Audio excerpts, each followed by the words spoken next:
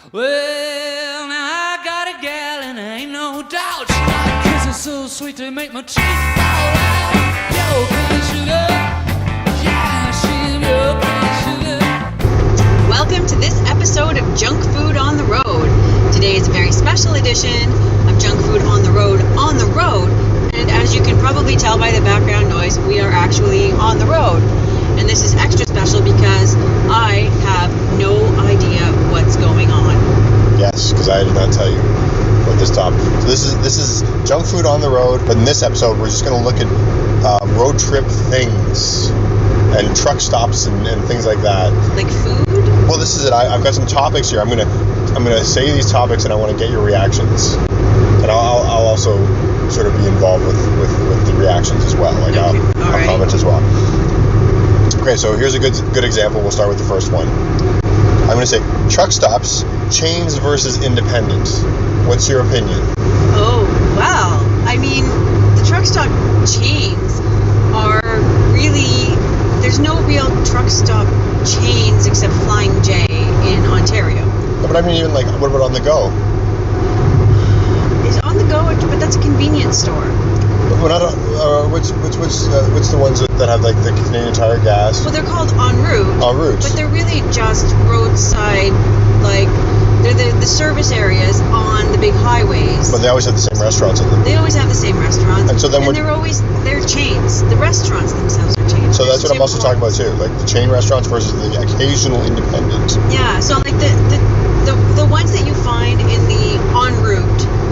Like sort of in Japan they call them michinoeki. It's like the road stations where you don't actually get off the highway. You just stay on the super highway and just pull off, and there's a gas station and a bunch of restaurants, like fast food restaurants, and a bathroom.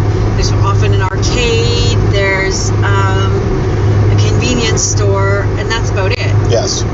But all of those things, and the convenience stores are usually called on the go in Ontario.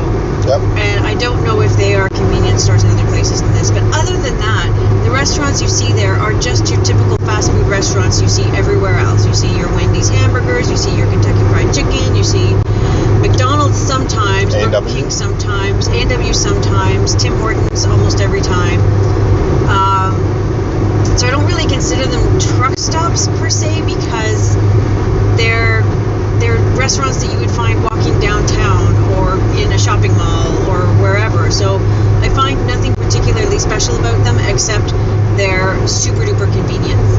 Whereas what I consider the truck stops are usually independently owned and run. There's Flying J, which is kind of a chain, like you see it here and there.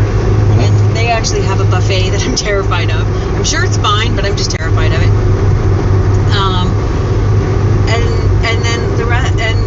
But the rest of them, like Herbs, the Antrim truck stop, which is literally, seriously, I kid you not, anybody who's been there will tell you this, best truck stop ever. Everything is like super greasy, cooked in fat. There's a semi-truck cab, I think. I don't think the trailer's attached to it. Like, parked in the restaurant. Like, it's just and that's the new one. It's only been around for about 20 years. The Antrim truck stop before that used to be on the other side of the road and was like just quintessential awesome truck stop. And what you saw there was the absolute epitome of what an awesome truck stop that was, and that was a parking lot full of trucks. And if you went in there, chances were you were the only person in there that was not a truck driver. And just awesome food, good prices.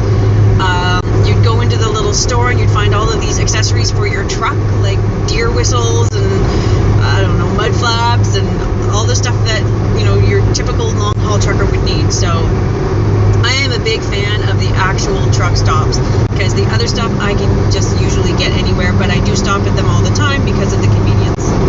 Interesting. So basically what you're saying is there really isn't any, like, independent is not independent, or independent versus sort of chain is not really independent versus chain as much as it's real truck stop versus these little stopping points. In my view. Well, what do you think? I think there's still truck stops because I think the chain things, because they have a place where truckers can park. They often have bathrooms truckers can use. Like with showers and stuff? Yeah, I think so. I don't know. I've never. Some of them do. Yeah, some of them do. In terms of truck stop sure does. Of course, like so. I mean, my general. I think I kind of agree with you actually, as far as like, I like those places for. Like the sort of chain places for the convenience and for the fact that you always sort of know what you're going to get. But that's the same reason why I like the independent ones too. For the reason you don't know necessarily what you're going to get, and often you get something good. Particularly the popular ones, like you go to ones that are kind of big and around. It's like a trial by fire. If the food is not good, they won't last. The chains, if the food's kind of crappy, there's always like the Tim Hortons that'll always make up for it, or the fact that there's a whole bunch of tourists going in there that'll sort of always make up for it. So even if the food's crappy, it's like, well, you're on the road, whatever. Mm-hmm. So the Antrim truck stop, for anybody that wants to try it, is not far north of Ottawa, Ontario, Canada, the capital of Canada, on Highway 17.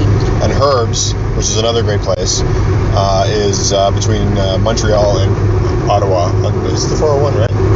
No, it's on the 417. 417. And there's signs for it all over the place. It's fun to try. Yeah, Herb's is good. Also has showers for truckers. Yep. And like a convenience store for truckers. Like these are the people who serve the trucking community. Yeah. And they let the rest of us come and enjoy their food as well. Fair enough. The next one I know is going to raise your is that your cackles?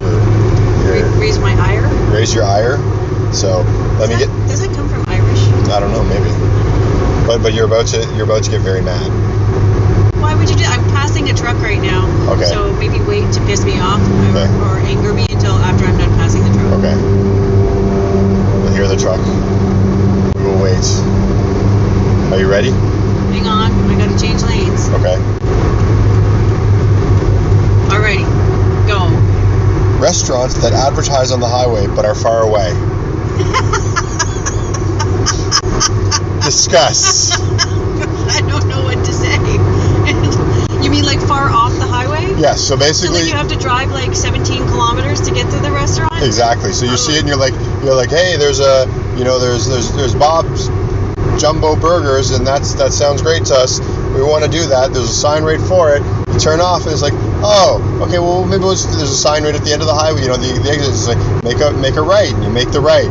And then you drive. And then 15 minutes later, you're like, okay, where is this place? Exactly. Yeah, no, that does really raise my hackles. I don't mind that occurring, but just freaking be honest about it on the signs, because like, if I am getting off the highway to get something to eat, I want to eat. I'm usually going somewhere that's a destination, and if you're going to make me drive for half an hour to get to your place and then go park and eat and everything, what should be like a 20 to 30 minute delay in my schedule is now an hour and a half or more delay in my schedule.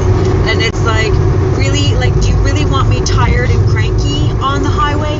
No, you want me happy, full, and more or less on my schedule, so that I'm not freaked out about whether or not I'm going to get any sleep that night, or if I'm going to make my hotel reservation on time, or whatever the heck I'm doing. If I'm going to work or something in another city. Yeah, no, that really does. It's just, yeah. Like, be honest. Be honest, and maybe sometime when I'm having a leisurely drive somewhere, I'll come and try you out. Because, like, if you're advertising on the highway, it means you want, people from out of town to come there, and I'm all on board with that. But just don't mess with my schedule. How about you? I would agree. I mean, nothing's worse than driving. And nothing's worse, particularly if you do it at night and it's sort of a dark street and you're hotels that do that too. Oh, yeah, exactly. Oh my God. I mean, I'll be honest, I've seen more hotels do that than restaurants. Yeah. That's generally been more of an issue. We stayed at the worst flea bag ever because they did that too. Yeah. Well, not because they did that, but in spite of them doing it. Yeah. So, and that's the other thing too, is they know they've got you. Like, once you've been driving like 15 minutes, half an hour, you're like, well, what am I going to do? Turn around? Make it a whole hour? Yeah, exactly. Yeah. So. No, I need sleep. So, okay, the next one, I mean, I think that we might have covered the next one. My next one was best truck stop, but I think the Antrim truck stop. Yeah, the Antrim truck stop, hands down. Second choice, Herb's. Antrim truck stop has better food, though. Okay. Herb's is just an experience. I remember getting pie at Herb's, and I think it was really good. Yeah, and Do I recall that their French fries were quite excellent? It might be. They're closer to Quebec, so that is a distinct possibility. And it's definitely more convenient because it's right off the highway, and you don't even have to worry about driving half an hour to get there because you can see it from the highway. Yeah. There's just knowing what stop to get off at. Like, Well, I think there's a lot of signs. I guess there's a few signs. Yeah. Okay. So this is you can choose whether you want to go with brands for the next question or just generalizations. I'll let you make that decision as we go. Very curious. Best/worst truck stop meal. So is this like I hate getting macaroni and cheese, or I had this one specific place and it was awful? Wow. Or good. Like it's up to you to decide how you want to answer that. I remember getting a submarine sandwich at one of those like en route truck stops. I don't think they were called en route at the time. This was like a long time ago. And it was Subway. Yeah. No, it wasn't Subway. It was Mr. Submarine. And Well, I think it's out of business at this point, so yeah, I don't think we have to worry about it wasn't losing a Subway. sponsor. It was Mr. Submarine. And they microwaved the crap out of that sub so much that the bread was like stale crunchy. Yeah. That was awful. Yeah. Absolutely awful. Now, best truck stop stuff. Again, you can generalize. You can sort of say. Generalize anything at a trim truck stop. You can't go wrong there. Most things at Herbs. Everything I've tried at Herbs has been excellent as well. The Flying J buffet, as I said, scares me. I've never actually tried it. It's just to me the scariest. Probably because I had a buffet at a truck stop or a mall or something in Poland that made me sick. And so now I'm wary of buffets that are in places that, in my mind, they don't belong. So it's not Flying J's fault. It's me. I do remember, I think we were in Germany, and they had this truck stop that was like the actual restaurant sat on top of the highway. It was like the bridge was the restaurant. I remember that. So you could park on either side of the highway, and then you ate like in the middle with the cars going under you. I remember that. And That was in the Netherlands. Was that in the Netherlands? That was in the Netherlands.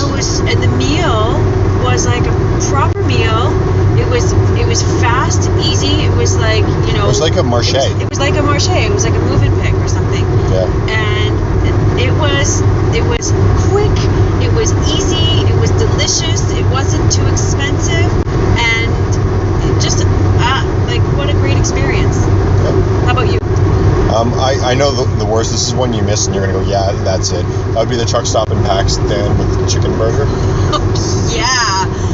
Oh, I thought if I got something deep fried, that would be all right. But then they put lettuce on it. And then they put lettuce on it, and I didn't notice. Yeah, so third world country lettuce. Anybody who's traveled to a third world country knows, big mistake. You can imagine what my night was like that night. Allison was very lucky because her night was like that. Mine was the last hour of our drive was like that. Yeah, you basically got it first. I remember I went out. You were just like moaning on the couch, and I went out and ran an errand for you because I was fine. Yeah. But then I think that it took longer for it to bubble up in me, but it was like, you got to admit, I was eventually worse for me.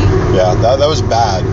I mean, that was the worst. I mean, it actually tasted okay. It wasn't great. It was okay. But yeah, in general, that was the worst. Best for me. I did not sleep that night. Best for me is really hard. I don't know if. I mean, I'll be honest. It's kind of hard because there's a lot of sort of unrememberable meals in truck stops. Yeah. I actually have had an okay experience at Flying J. Really? Did you eat the buffet? I ate the buffet. Brave. Well, no, it's not brave. Like, it's probably. You just have. I think you have a mental block over it. I think I do. I don't think it has.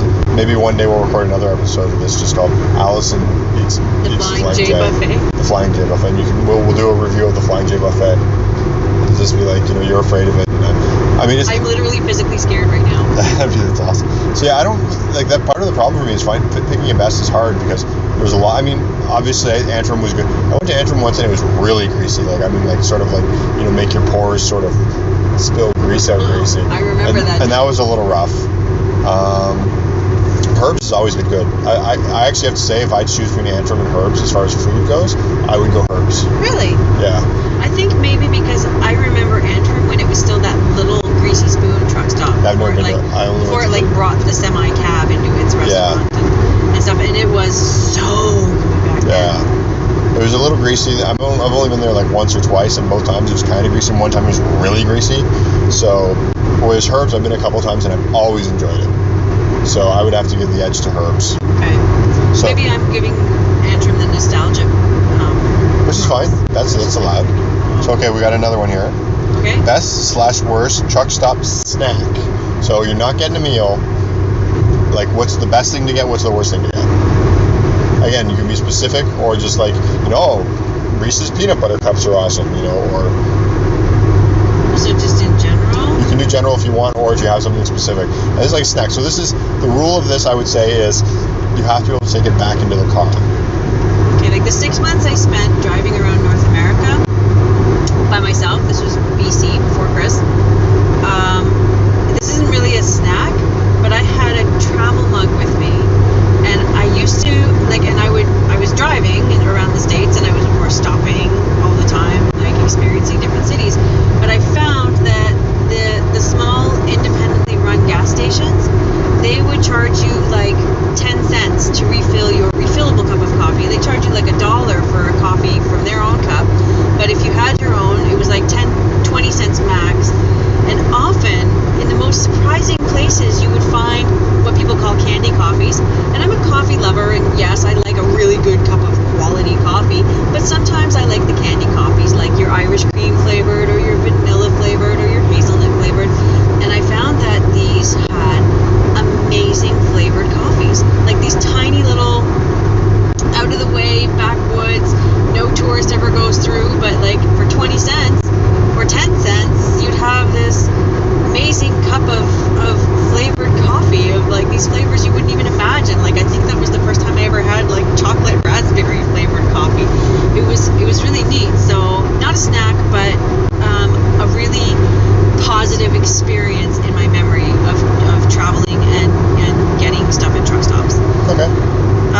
Worst snack to get at a truck stop? I mean, I don't know, because I would always pick up stuff that I know I like. Okay. So I have something. Okay. Worst thing to get in a truck stop? Fruit. Fruit is awful, because there's always like a core or something, and it stinks up the car, right? It's like, so it's not that the fruit itself is bad. No. It's a bad idea. Like a lot of places have fruit. I mean, I guess like a cup of like chopped pineapple, which I've seen in a few truck stops, is okay. Like whatchamacallit, the ones in the UK, they have the M&S. Yeah, the M&S Express. They'll have like little cuts of pineapple, but like an apple and everything, or an orange. Like, seems like such a good idea. It's like a little healthier, kind of refreshing, right? Well, we've gotten a lot of those veggie bags at the M&S, which are okay as long as there's nothing left to sort of, like, if you get the beans and you get the little ends of beans, and there's those, and they're kind of sitting in your car fermenting, and so to me, like, fruit, like whole fruit, is always, it's available in a lot of truck stops. It's never good for me. Like, your hands are sticky. There's a core kind of rotting, smelling up the car. It always ends bad, and I'm always sort of like, I don't want to do that. Interesting. Best, I would say, best is a general thing in that I love when we travel places, like when we go to Europe or something like that, and you see what they have in the truck stop. It's just something different, like a local cookie, or like some kind of nut mixture that's only in that area or something like that. It always sort of gives me a little bit of glee when I find something like that. Not all places have it, but when they do, it's really awesome. Pakistan was actually really good about it, because they would have these little kiosks with like various little desserty things and stuff like that. So I'm always confused those, because some places will do that, but they'll have like gift-sized editions of things, and I always kind of wonder. I mean, I guess you're going home or something, and you didn't bring a gift, so you bring a box of chocolates or something. I liked the little bookstores in the Pakistani truck stops. They were kind of fun too. But you used to really like going to the ones in Japan, like the one in Akita and Nikaho. Yep. You got a thrill out of that. Yeah, just because it was like little like local stuff. Yeah. And that was always fun. The next one you actually kind of answered. So I'm sorry, I don't know what's going on. Exactly, so she doesn't know this. I'm sort of catching the theme of this is truck stops. Yes. Well, like road trip, truck stop, stacking, that sort of thing. So the best/worst truck stop coffee. I don't have an answer other than coffee, but that you sort of described it right there, the best. Okay, I got a word. You don't even drink coffee, so you can't even answer this one. No. Well, that's why. I figure by this point you kind of know what's going on, so you could probably just answer this one yourself. Okay.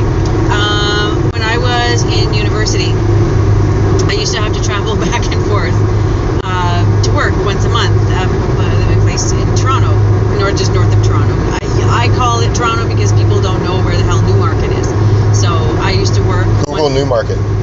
Google Newmarket. I used to work at this place in Newmarket, and when I went back to school, because I worked there for about a year, I took a year off school and I worked at this place, and then to keep me on the payroll, I went back once a month to do the statistics for this place. So once a month I'd be on the road, and I would always leave after my evening classes on Thursdays because I didn't have any classes on Fridays.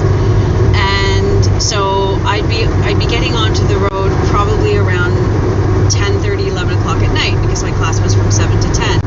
And then I would just drive through to the morning. My goal was to get home to my parents' house before the sun came up so that I could fall asleep while it was still dark. But about halfway through, there was a gas station, and I would always gas up there and get myself a cup of coffee to keep me awake, between the hours of 3 and 5 as I was making the last 2 hours. This is a really long-winded story. The long story short, oh no, too late. Anyway, to just continue this long story, I would always go in and I would make a beeline for the coffee place. And I loved, it was terrible coffee, but I loved it because nobody had bought any coffee for like 4 or 5 hours by then, or even longer. So it had been sitting and festering on the pot for a long time, and it almost had like this burny flavor. And so I was like, okay, this is like a nice coffee reduction for me, and this is totally going to keep me awake and alive until I get home. And there was always a race with the clerk that was like mortified that I wanted to drink this coffee. He'd always try and race for it and dump it out before I could get it so that he could make a fresh pot. And like the last thing I wanted was a fresh pot of coffee because I really wanted that horrible, awful, thick mush of caffeine to keep me awake for the rest of the ride home. And I would say I probably won that race maybe 70 or 80% of the time. And I was also not interested in waiting the 10 minutes it would take to brew the cup of coffee either. So yeah, terrible coffee, but it served a great purpose. Interesting. Yeah.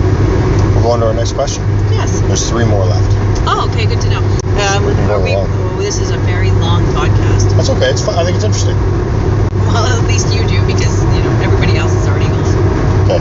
What would you change about truck stops? I would put more independent truck stops in like the convenient locations. Like get a variety of choices on your long drive along the 401. Yeah. I would agree with you, and I would even go so far as to say I think it would be neat if there was a little bit more local flavor. Yeah. Like, because that's kind of the fun thing. Like, particularly in North America, there is a certain blandness to it often, unless you find the independent stuff. Yeah. But it'd be neat if there was just a lot more local flavor at a truck stop. I agree. So that was easy. Yeah, that was easy. Okay. 2 more questions? Yep. Types of food never found at a truck stop, but should be. Swiss chalet. Chicken. No, but there are Swiss chalets. No, Are there? Well, I mean, there must be some. There must be some. Yeah, but I'm talking like it can be a brand, I guess. But I was thinking, like, in general, what do you think would make a good truck stop food that you've never seen? Wow.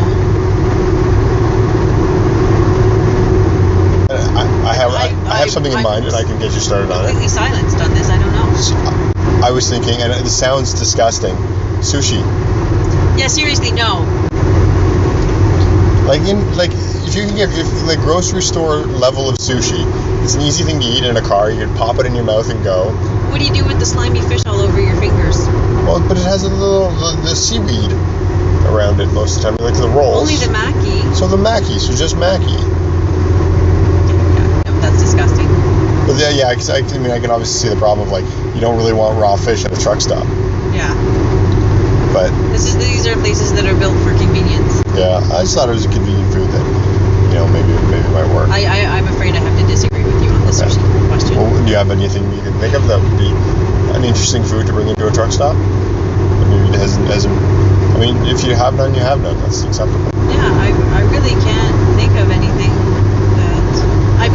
besides bringing in the local sort of independent restaurants into the ones that are gone chain heavy. Yeah. That's what I'd like to see. I'd like to be able to get a plate of scrambled eggs and an unevenly toasted piece of toast. Dip my uneven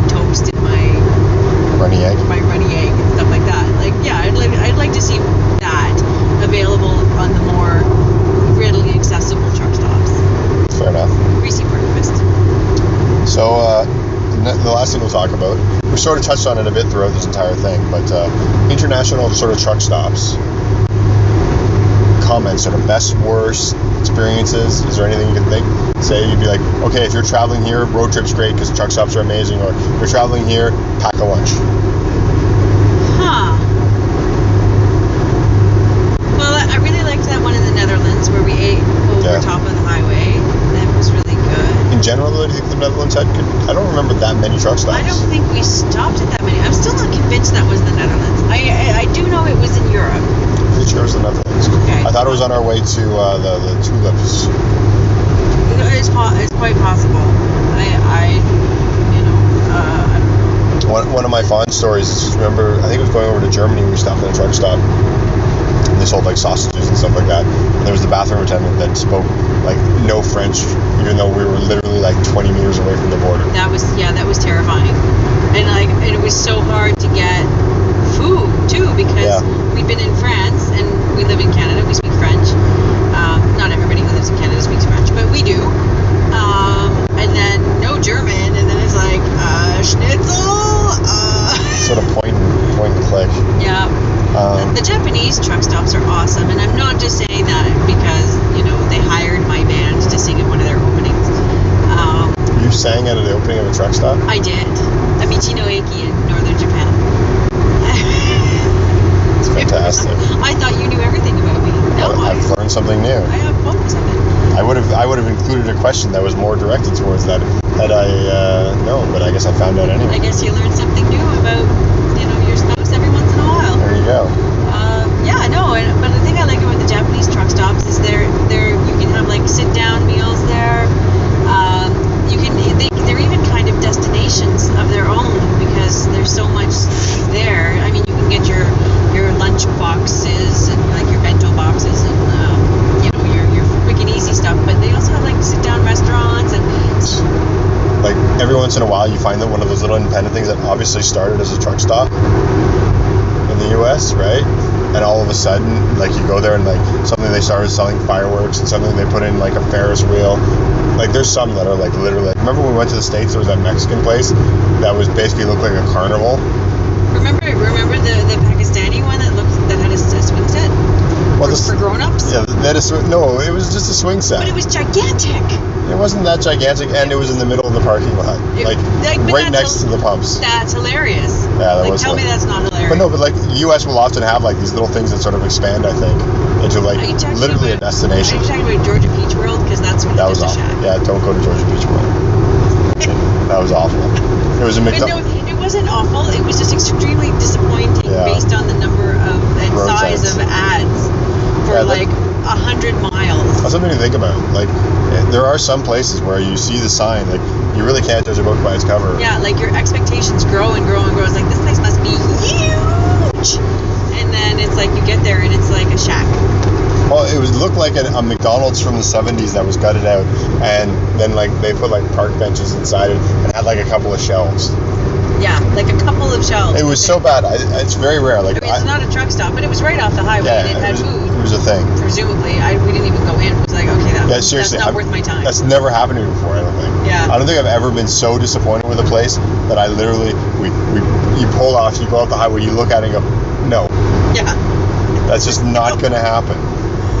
That's not worth my time. Like hotels we've done before, obviously, you kind of see a sign for a hotel and you go, this is kind of sketchy. But like an attraction, like normally I'm like, whatever. But this was like, I don't want to waste my time with this. Yeah, no, it looked like a total waste of time. Yeah. And it's actually another good example of that is the Big Apple here in Ontario. I used to love the Big Apple. Everybody has fond memories of the Big Apple, but I think a lot of people would agree. I haven't been there in a few years, so maybe they brought it back. I did enjoy their store. Their store is interesting. Yeah, but no, for me, without the bunnies, it's just no good. You used to have rabbits everywhere. And it's basically, if anybody doesn't know, basically there's a giant apple off the 401 close to Coburg, Ontario. There's a giant apple on the side of the road, and they sell. You can climb up the inside. Climb up the inside. They sell apple pies, which are awful. There's a mini golf course that I've never seen open. No, never seen it open. And there used to be a petting zoo And in the petting zoo, they used to have bunnies, and the bunnies escaped and eventually took over the entire place. It was insanity. Like, you go there and see Bunny thousands of bunnies, and they actually started to advertise that. Like, that was a thing. Dozens of bunnies. Oh, I wouldn't go as far as thousands. I would say dozens. But apparently the local farmers started complaining. Is that what happened? That's the story I've heard, is that the local farmers started complaining about it because the bunnies wouldn't just stay there, and then they were destroying crops, and it was just getting out of hand. So and they had a safe place. So like, even if you hunted the few bunnies out, there were just constantly more bunnies coming out of this place. So they eventually had to shut it down, and suddenly one year all the bunnies were gone. Like, there was just no sign of bunnies, and really that was like one of the main things to go there. That was very upsetting. The pie, apparently the pie used to be good too. Like, that's the thing about this place, is it seems to have like, well, the pie used to be good and it had millions of bunnies. Like that's like every person's dream. But now dozens of bunnies. The pie kind of sucks, and there's no more bunnies. No bunnies. So it's like, to me, there's no reason to go if there are no bunnies. Yeah. I don't even like apple pie. I can't even opine on whether it's good apple pie or not, because I just simply do not like apple pie. Just not a fan of their apple pie. Not really. I'll have to trust you on that. Yeah. I mean, so, is there any other? I love apples. Yeah. Just to be clear, I love apples. I do not like cooked fruit. So it's not just apple pie that I hate. I hate all cooked raspberry fruit. pie thing. Yeah, but that doesn't count. Because that's like, berries to me are different. This is a whole other podcast. Okay. And we'll get into ninja raisins again. So, like, I think, is there anything else you want to talk about? Like, anything you want to add about truck stops? I want to ask you about Kingston. Kingston, as far as? Stopping in Kingston when you are on the road somewhere. Don't. How do you feel about Kingston? Don't. Because we just passed the Kingston sign right here. I changed my mind about that because I've had a couple of okay experiences, but for most of my life, I had horrible experiences in Kingston, and they weren't like particularly bad. It's just what's the opposite of fortuitous? Unlucky. Very unlucky time. Every time I'd stop, if I went to a restaurant, it'd be closed. If I wanted to go to a restaurant, it'd be closed. I once tried to stay at a hotel there, and there happened to be a Legionnaire convention going on. And there's always something that, like... Didn't you have a car breakdown once? Car broke down once in Kingston. Like, so many bad things have happened to me in Kingston. And so generally, I tend not to want to ever go to Kingston. But you have had pleasant experiences. Since then, well, I think you've sort of forced me a couple of times to go to Kingston. You're like, you have to win it back. And we've done that. And we've had a couple of okay, like, sort of touristy experiences. Not too many stops, though. We still don't... We have stopped at a couple the times. Gas station in Tim Hortons. And the Wendy's. I think we were with your mom last time. We stopped at the Wendy's on the way back. Yes, we did. So I've sort of loosened it up a little bit, and I've tried it, and it's been okay. But for a good portion of my life, if it involved Kingston, it was awful. So. But now you're kind of okay. Now I think I'm okay with it. I don't want to rattle that tree too much, because if I do, then all of a sudden our car's going to break down right now. You're en route to getting over your Kingston phobia. I'm on. Hopefully, if Kingston allows, my Kingstonophobia will be gone. I just remember your total hatred for it. Well, it wasn't. It was almost more of a fear. Huh. So. Anyway, I think that's everything. I think that was a good episode. Very long. It was a long episode. But that's okay, because we're looking to sort of get some time. Really? Sure. You want more people? They're that long. That long. So, well, thanks for listening to another episode of Junk Food on the Road with Allison and Chris. Thanks for going on this journey of discovery with me. There you go. As always, you can follow us on Twitter @CandyCritic, or go to candycritic.org and find links to all of our other social media. You can also go to candycritic.org/junkfood, JUNKFUD. Find links to old episodes of this podcast, other podcasts, as well as our show, Chris, Why Would You Eat That? I think that's all I have to say. So thanks for listening, and goodbye. Well, now I got a gal and there ain't no doubt. Kiss is so sweet to make my teeth fall out. Yo, sugar.